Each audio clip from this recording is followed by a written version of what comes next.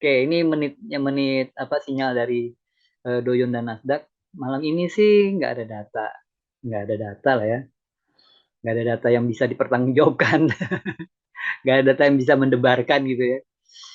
Ya semua data sebenarnya sih ada sisi bakal direspon, tapi ya kalau udah nggak ada termasuk ya jam 9 itu consumer confidence itu nggak terlalu gimana gitu ya. Malah kalau confident lagi confident nih data ini bisa disebut sebagai data yang buruk. Kenapa? Karena kalau consumer itu lagi confident dia lagi belanja, kalau lagi belanja inflasi naik. Gawat the Fed itu.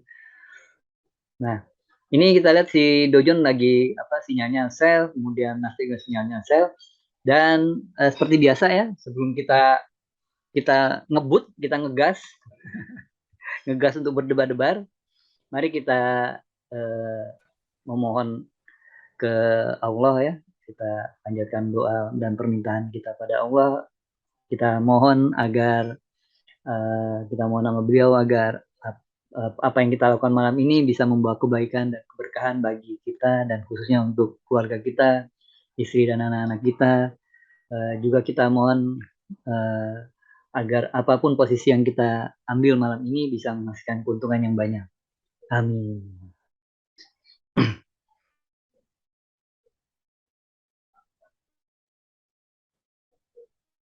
Itu apa doa doa yang penuh ketamatan ya. Doa yang faktor T-nya tinggi ya. Amin, Bu. Iya, saya dikasih target segitu, Bu. Baru saya kan apa sebulanan ini saya ngelobi beliau itu untuk udah Pak withdraw Pak balikin 2000 lagi. Dia bilang nanggung panitra. Mampu nggak dari 2000 ke 2020 katanya. Ini sih lagi mujur sih. Mujurnya tuh yang ya semuanya semuanya ini boleh bilang ya karena Nasdaq gitu ya. Betul, Bu. Bulan lalu itu 2000. Wah, Nasdaq jadi buy sinyalnya. Gara-gara Nasdaq jadi begini nih. Bukan gara-gara Nasdaq. Gara-gara apa doa dan permohonan kita ke Allah itu dikabulkan sama beliau.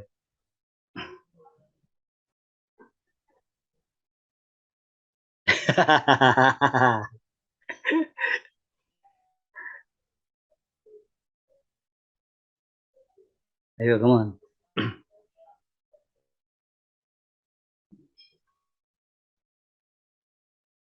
Saya sih profit sharingnya nggak segitu lagi, Bu. Oke, sinyalnya buy ya Nasdaq. Terus Dow Jones, sinyalnya malah sell Dow Jones. Sayang kita memang apa? Saya kurang padahal pertama kali mengamati itu saya mengamati Dow Jones sebenarnya untuk nyari yang trik Om US ini saya mengamatinya Dow Jones. Lalu pengamatan Pak Andi itu kan bilang kalau candle-candle yang kecil itu di sinyal paten gitu ya Pak ya. Ini sinyal ini badan kecil nih. Cuma itu apa Dow Jones itu nggak kurang nendang gitu loh untuk dipakai berdebat-debat tuh kurang nendang gitu. Jadi saya ke Nasdaq, wih satu. Ya buat Nasdaq iya Pak betul Pak. Dan kita juga memang apa 90% trading kita kan di Nasdaq ya Pak. Dow Jones ya sesekali lah gitu. Oh Dow Jones saya pilih kalau lagi ini apa lagi trading bareng yang GK yang apa yang nasional kayaknya. Biar nggak secara nasional pada jantungan gitu. Jadi saya lari ke Dow Jones. Nggak seru kan kalau kemudian sehari setelah jatah saya bikin live trade kemudian banyak laporan yang nasabahnya pada jantungan kan repot. Oke, 26. Makanya saya lagi meminta teman-teman untuk teman-teman edukator untuk udah kalau live trade itu ambil posisi gitu. Jangan kasih analisa mulu. Itu protes saya ke teman-teman edukator. Masih gemeteran ya. Oke. Karena dengan posisi kita itu bisa lebih banyak belajar ya saat saat ada posisi gitu. Misalkan seperti malam-malam yang kemarin juga kan apa eh treadmill. Ada. Iya juga ya. Oh pivot, oke Pak Masudi pakai pivot kita kasih pivotnya. Boleh Pak, pakai pivot boleh. Nggak kelihatan, mesti pindah sini dulu sebentar. Dia lagi menuju resisten nih, Pak. Nah, baru kita balik ke 5 menit lagi. Sinyalnya buy ya. Menit 28, menit 29 saya buy Nasdaq.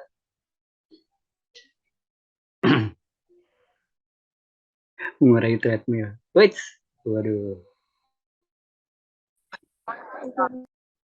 Ayo, ayo, ayo. Oke, menit 29, siap-siap. Detik 30 ya, 30.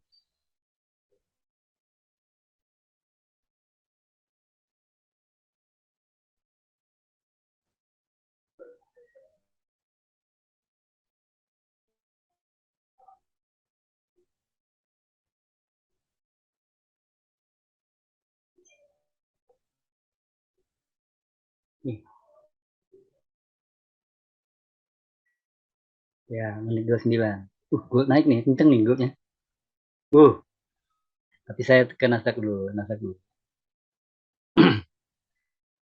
Ada apa ya kok tiba-tiba karena segitu ya, euro dengan gold ya. Kalau pertanyaan kenapa itu pasti jawabannya fundamental. Walaupun malam ini nggak ada data ya. Mungkin masih ribut yang itu ya. Kejutan di UK kan. Kejutan di UK, Perdana Menteri mereka keturunan India. Ini unik, kenapa? Kenapa unik? Karena India dulu kan pernah dijajah Inggris. Sekarang Perdana Menterinya turunan India. Unik, hebat ya. Ya India menguasai dunia. Bersaingan Korea, Pak. Kalau di rumah Korea tuh, Pak. Oke, 29. Ya, detik 30 ya. Gila, betul, betul. Oke, 30.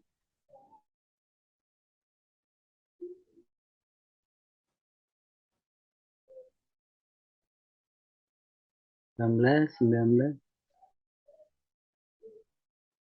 Eits. Aduh, tadi pada bagus ya tadi detik itu berapa tadi itu udah agak turun. 9, oke saya buy. Ini apa bagian kerennya kalau dia sinyal buy kemudian dia agak turun itu kan berarti buy kita nggak terlalu tinggi. Ya tapi kalau bisa selanjutnya naik. Turun, turun. Oke, pindah ke M1 dulu.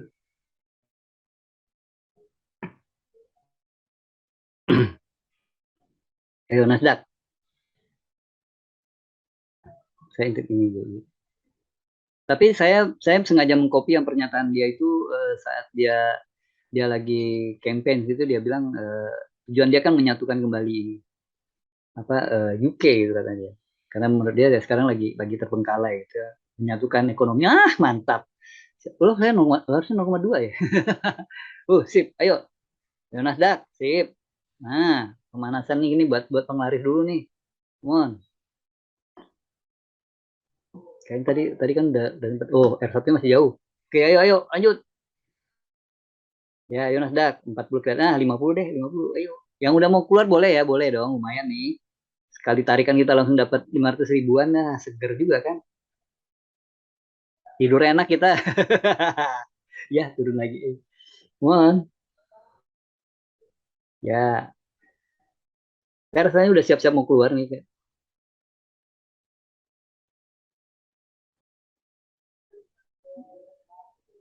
Wah, baik lagi. Ayo Nasdaq, come on. Eh, perjalanan equity saya dari 2000 sampai sekarang jauh lebih cepat ya saat saya keluar-keluar kayak gini apa maksudnya keluarnya pendek-pendek gitu 20 keluar 30 keluar 40 keluar itu jauh lebih cepat berkembang dibandingkan kayak bulan-bulan sebelumnya saya sempat nahan gitu ya. Itu agak agak lamban pertumbuhan equity-nya malah. Oke, nah, sip.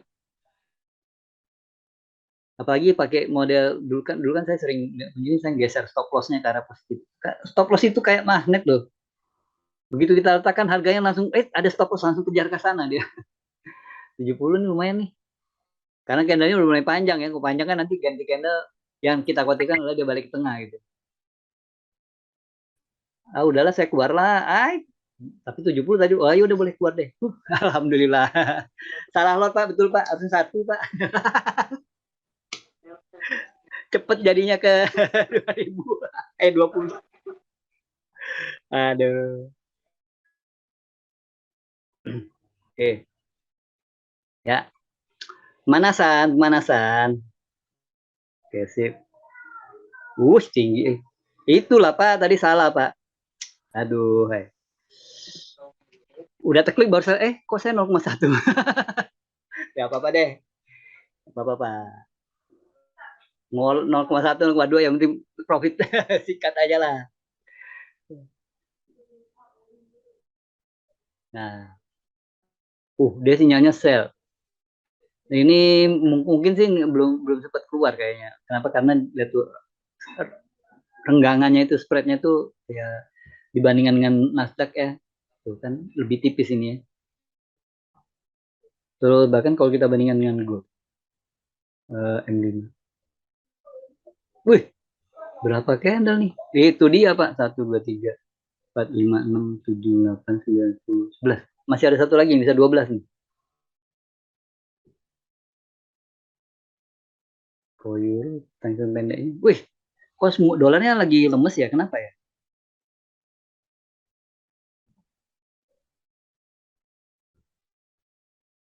Malaysia aja pusing dengan inflasi. Syukur. Undercall-nya bahaya juga ya.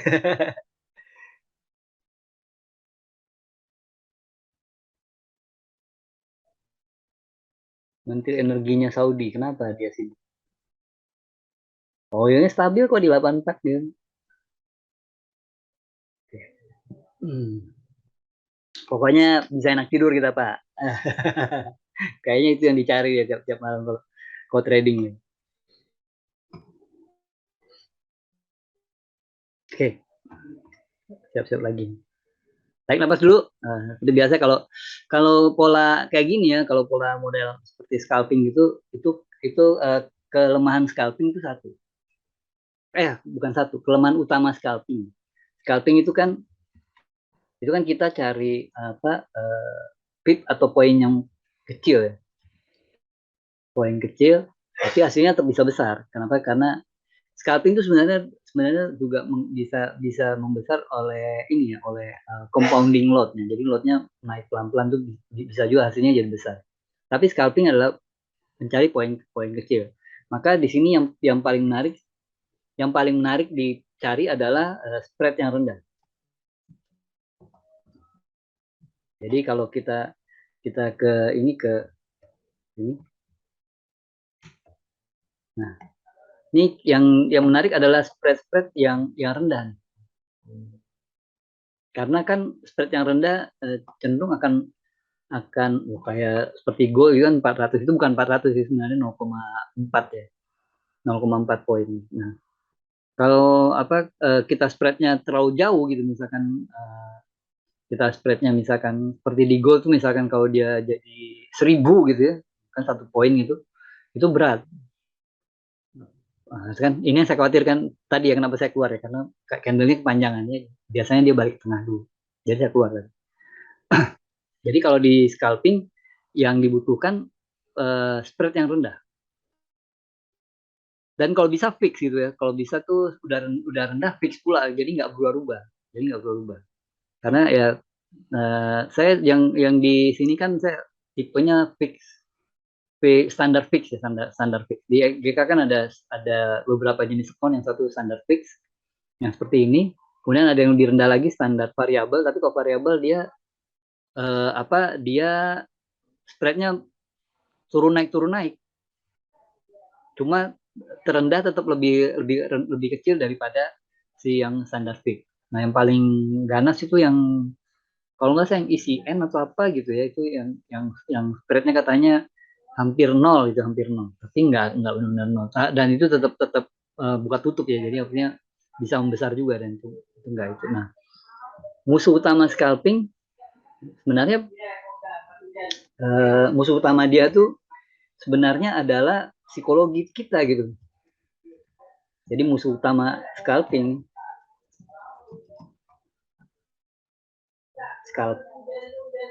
ya, itu psikologi, faktor psikologi. Mungkin kalau dipakai kalimat yang lebih gampang, saya bisa pakai kata gini deh, keenakan. Ceklik kan cari spread yang paling tipis, klik, klik langsung ada biru keluar, jebret gitu. Nah, orang juga cari poin-poin yang kecil gitu, misalkan seperti kalau Nasdaq itu $20 ya berarti cuma 0,1 berarti cuma 1 poin.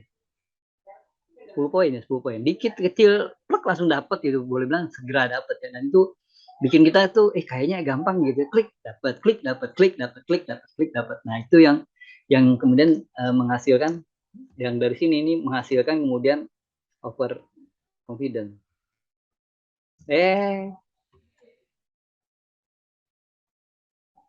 Yang over tuh nggak bagus lah. Pasti yang over nggak bagus. Kebanyakan kopi pahit. Kebanyakan pahit nggak enak banget. Over confidence ya, terlalu percaya diri kita jadi terlalu tinggi sehingga kita mudah banget kemudian akhirnya keluar dari pakem entry yang kita buat. Dan misalkan seperti tadi pakai trick on US entry-nya di 1 menit sebelum Amerika Open, tiba-tiba kita rubah jadi, karena tadi sepertinya menit 27-28 kan harganya jauh lebih rendah dibandingkan detik 30, sorry. Detik ke dua, iya, sebelum detik 30 tadi tuh harganya sedikit lebih rendah, pas detik 30 dia agak naik. Nah, kita kemudian kejar yang gitu. Jadi itu boleh bilang ya satu dampak keenakan. Kayaknya gampang banget, klik dapat lagi, klik dapat lagi. Nah, itu maka itu jadi musuh utama scalper. Jadi banyak scalper tuh yang gagal karena itu. Entry satu misalkan dapat 30 misalkan. Entry 2 dapat lagi 30. Entry 3, nah di entry kedua nih biasanya entry 1, entry 2 biasanya masih disiplin gitu. Masih tetap ngikuti rule-nya gitu ya. Entry 3 kalau dapat lagi, misalkan ini pakai TP lah, kenanya tepat persis gitu ya. Ini pun masih enak nih kita biasanya. Masuk entry keempat, biasanya di sini godaannya udah mulai muncul. Biasanya juga kemudian dia akhirnya profit, tapi floating dulu. Floating baru kemudian dapat 30-nya. Jadi sempat dugem dulu. Entry kelima, ini floatingnya tambah parah nih. Tapi akhirnya ya kemudian akhirnya profit juga dapat 30.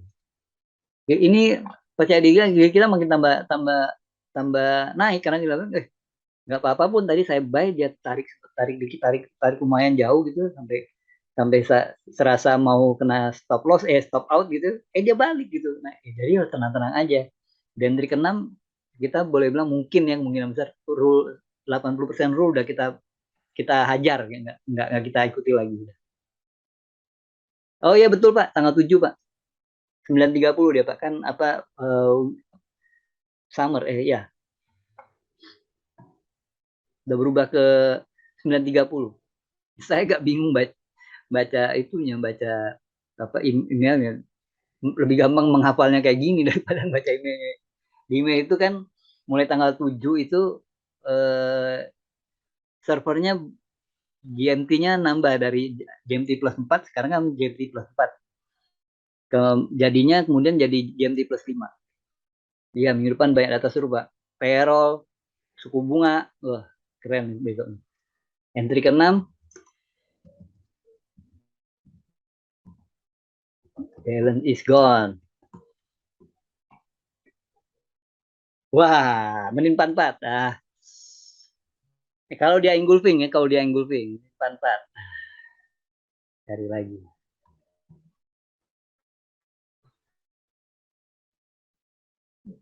Ini kalau gini jadi kesannya nggak perlu banyak pair gitu. Gara-gara Nasdaq ini semuanya gara-gara Nasdaq. Saya nyalain Nasdaq tuh. Walaupun ya sebenarnya ini adalah wujud dari the power of doa yang kita lakukan sebelum trading bareng. Sejak kebiasaan itu mantap ya jadinya. Ini karena trading jadi lebih tenang gitu, yakin posisi kita ambil bakal hasil akhirnya kemudian akumulasinya positif. Banyak. Jadi saya senang juga pagi-pagi bisa sharing kegembiraan. Itu penyemangat ya, penyemangat. Oke, 2 menit lagi. Menit 44 kalau dia engulfing ya, kalau nggak engulfing nggak mau. Engulfing terhadap yang ini. Menit 44 ya.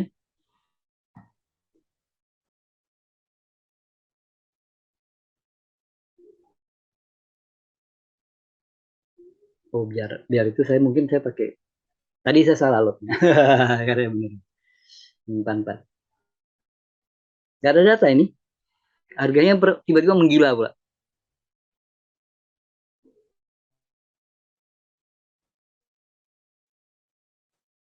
Oh, ada Red Bull. Tapi ini nggak terlalu gimana.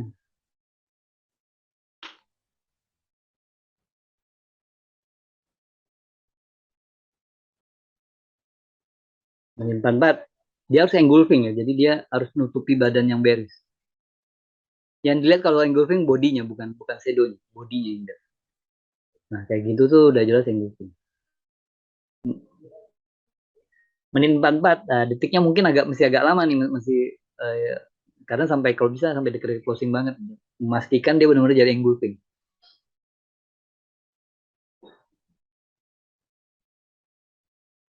Dah.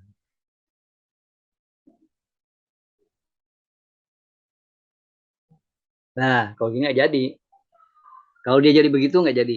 Jadi sampai menit 44 ya, sabar dulu.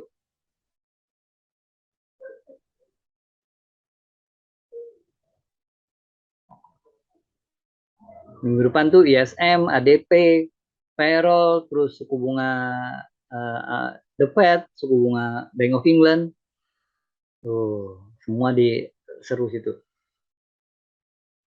Bank of England yang biasanya, oh ya, dia udah mulai bergeser tuh Bank of England yang biasanya jam jam 6 dia bikin jam 7. Oke, ini siap-siap ya. Detiknya agak agak agak ujung ya. Pastikan dia benar-benar closing jadi kayak gitu, gitu.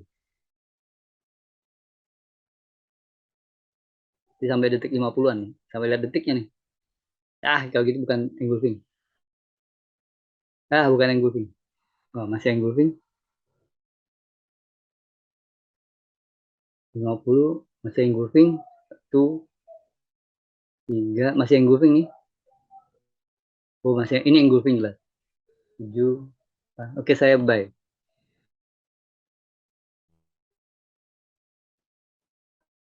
Ya, engulfing tuh ya. Tuh.